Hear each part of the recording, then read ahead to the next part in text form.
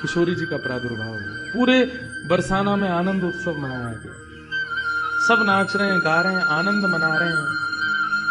नंद बाबा भी आए, यशोदा जी भी आई हैं, उन्होंने भी आकर के वृषभानु जी को बधाई दी है। सब कुछ हुआ, लेकिन किशोरी जी के प्रादुर्भाव में एक वैचित्र था। क्या?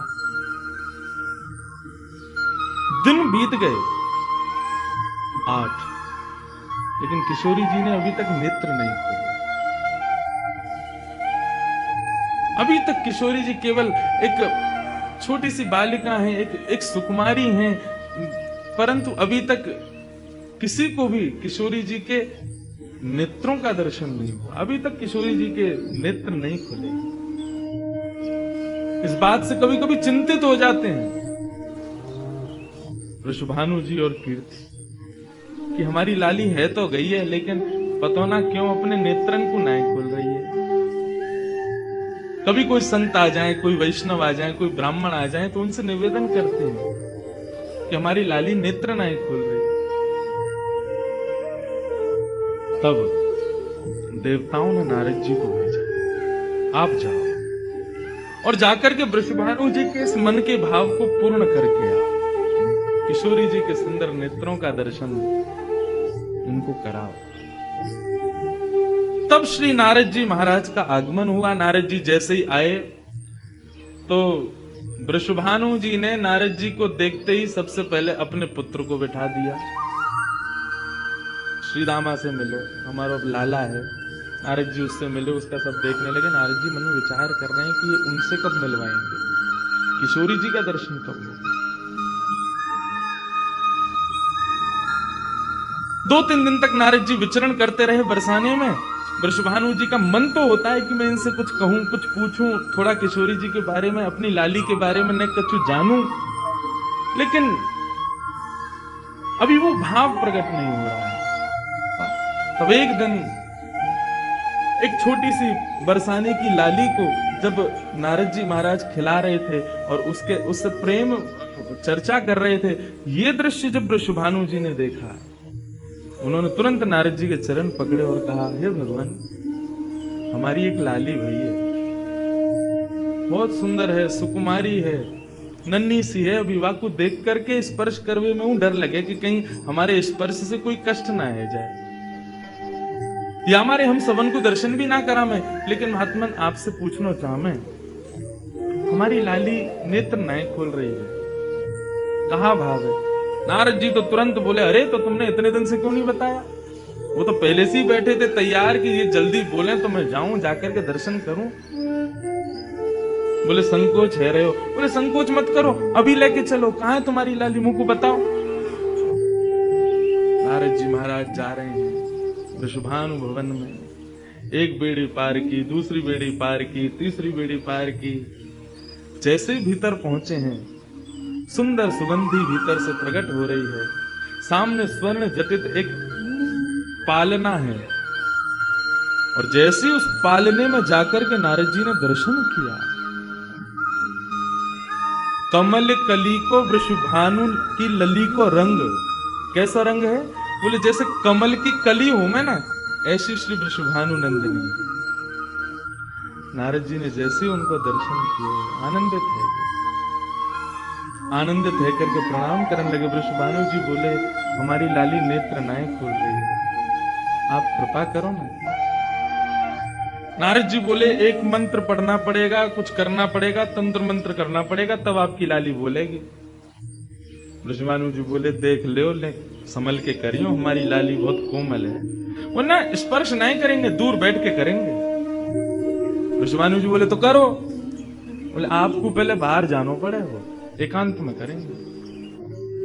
कीर्ति वृषभानु जी को देखें, बोले, लाली को अकेला तो नहीं छोड़ेंगे? बोले, नहीं बाबा, विश्वास पात्र है, हम कर सकते।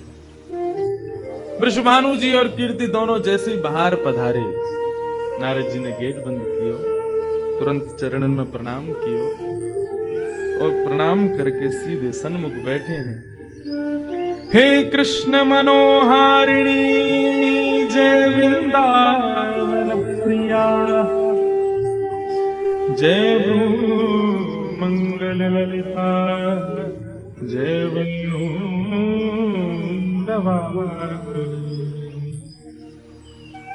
जय कृष्ण मनोहर, जय वृंदावन, जय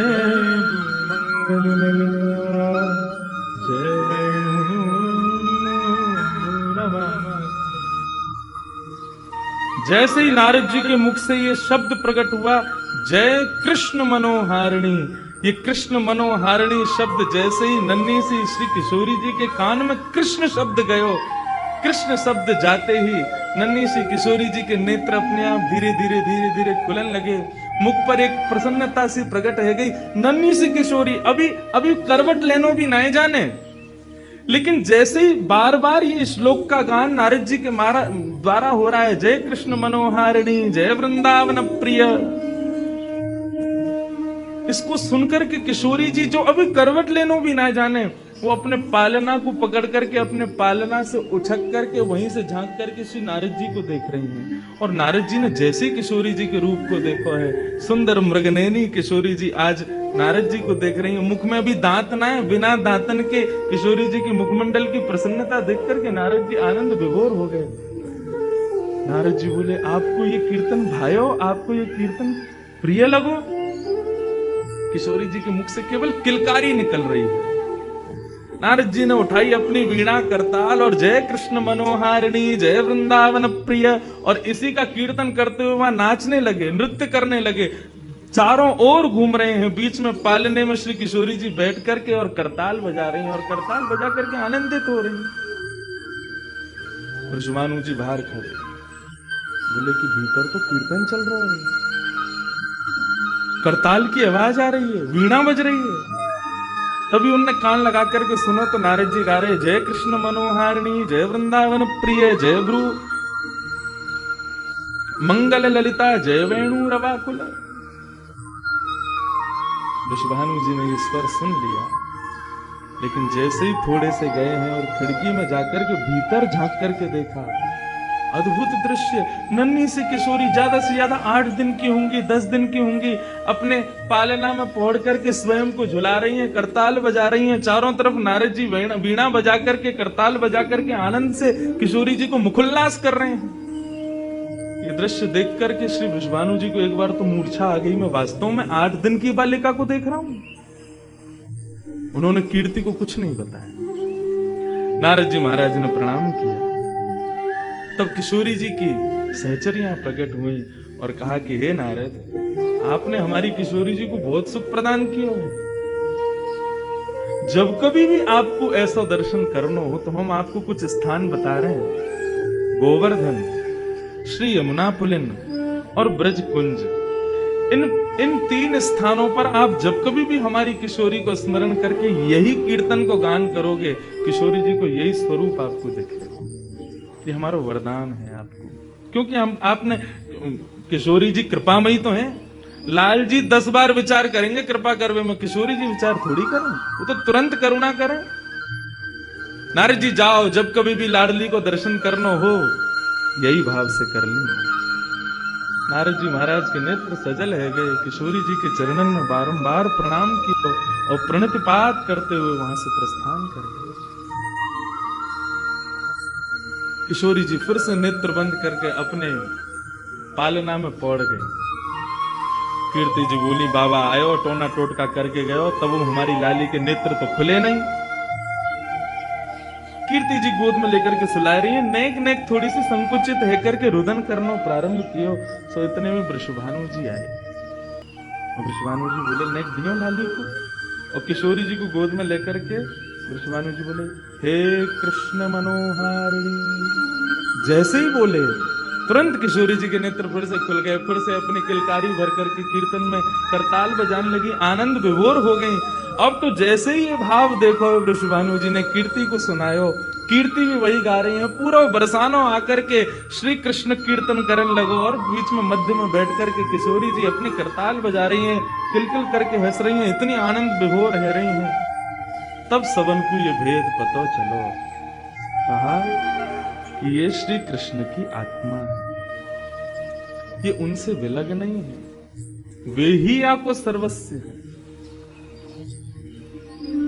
निश्चित ही पूर्व में ही ऐसी कथाएं आती हैं कि नंद बाबा ब्रजबानु जी ने पहले ही कह दी कि भैया हम हमारे अगर बालक भयो तो हम ब्याह कर देंगे, संबंध बनाएंगे।